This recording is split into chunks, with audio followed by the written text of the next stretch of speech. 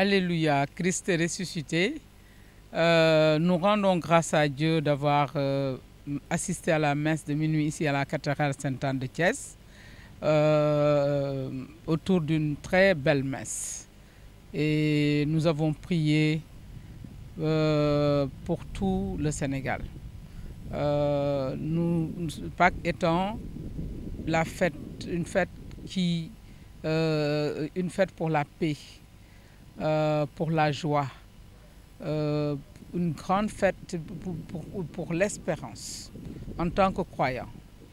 Nous espérons, nous aussi, que nous allons ressusciter, étant des croyants, étant des baptisés.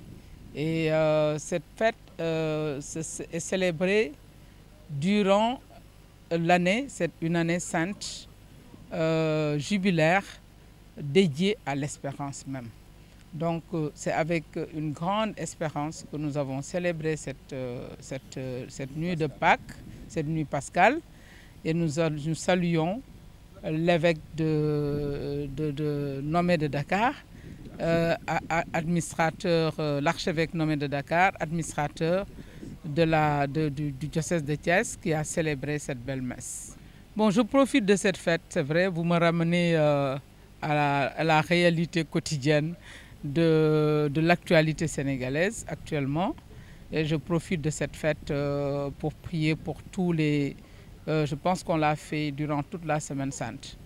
Prier aussi pour les gouvernants, afin que le Seigneur ouvre leur cœur et qu'ils pensent aux plus démunis, aux plus pauvres, et qu'ils pensent à faire de telle sorte que leur pays, en tout cas, les populations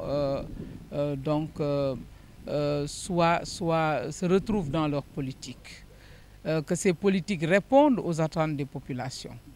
Et aujourd'hui, donc, les questions qui nous interpellent dans ce contexte-là, effectivement, il y a les questions des droits, de la liberté.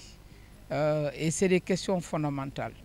Parce que nous sommes quand même une démocratie enviée dans la sous-région et même à travers le monde. À chaque fois que nous avons eu des secousses ou des risques d'embrasement, le Seigneur, en tout cas, est venu à notre secours grâce à le génie de notre peuple, grâce aux prières des hommes de foi, de toute obédience confondue, qui ont porté toujours le Sénégal, grâce aux hommes et aux femmes de bonne volonté qui cherchent la paix tous les jours dans ce pays.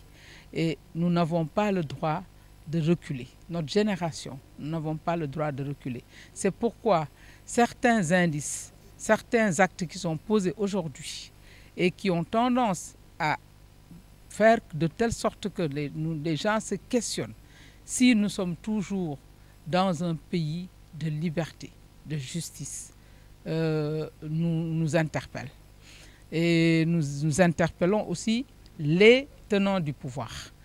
Tout le peuple, tout le monde entier a suivi ce qui s'est passé ces 3 dernières années avant leur accession à la magistrature suprême, avant leur accession au pouvoir.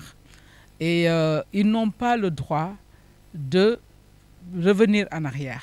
Ils n'ont pas le droit de refuser aux Sénégalais, aux démocrates sénégalais, ce qu'ils ont exercé pleinement, leur droit de dire ce qu'ils pensent, de le dire sans violence, parce qu'on a vécu une violence inouïe ces dernières années, de le dire en toute démocratie. Et c'est comme cela qu'ils pourront faire avancer ce pays-là. On ne peut pas être dans un pays où tout le monde va regarder dans la même direction. Cela, ce n'est pas le Sénégal.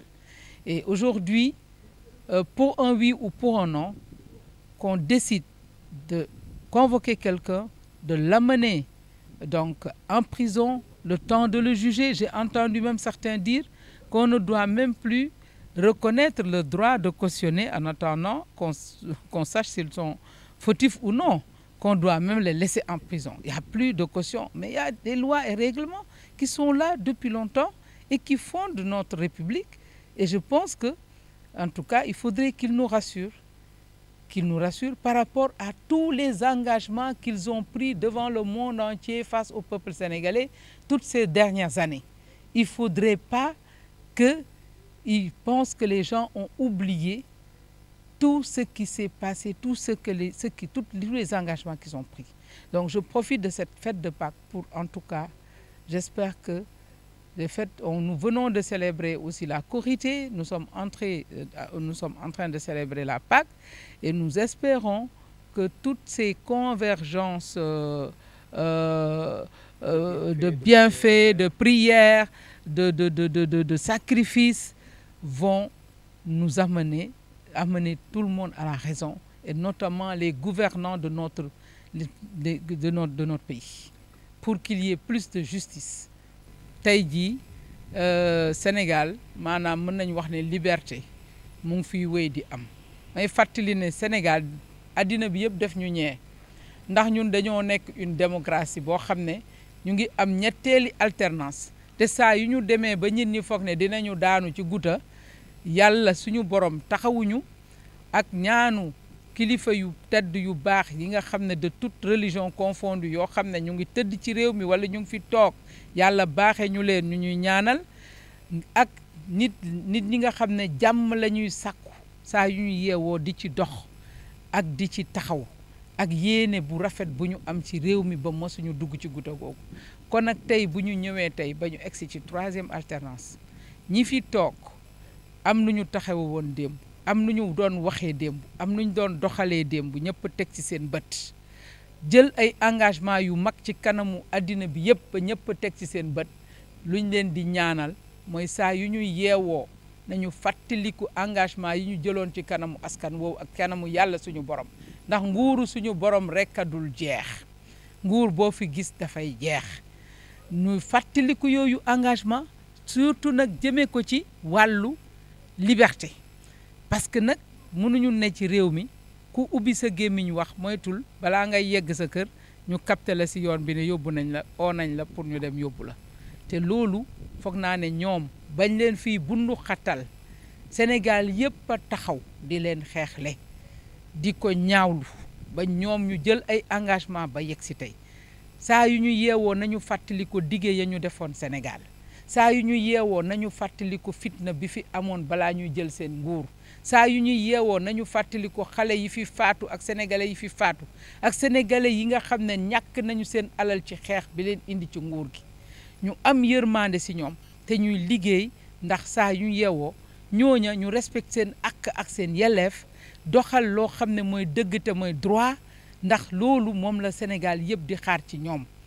am na nag waxuma ne defuñu ca dara, ñu nga ca am na yañ cay def, mais am na ci yoo xam ne tey na xel te tey dañ leen war a wax ñun. En tout cas ñun dañu garder suñu liberté pour suñu gisee loo xam ne xalaat nañ ne war nañ ko wax ñu wax ko, parce que loolu mooy Sénégal, loolu mooy tëslaayu démocratie Sénégal.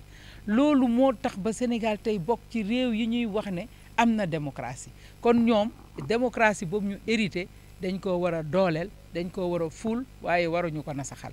en tout cas li ñu gis ci temps yi passé xalaat nañ ne nañu seetaat seen bopp, ndax lu nit wax waaw diffusion de fausse nouvelle, waaw fausse nouvelle yi moom yàgg na fi.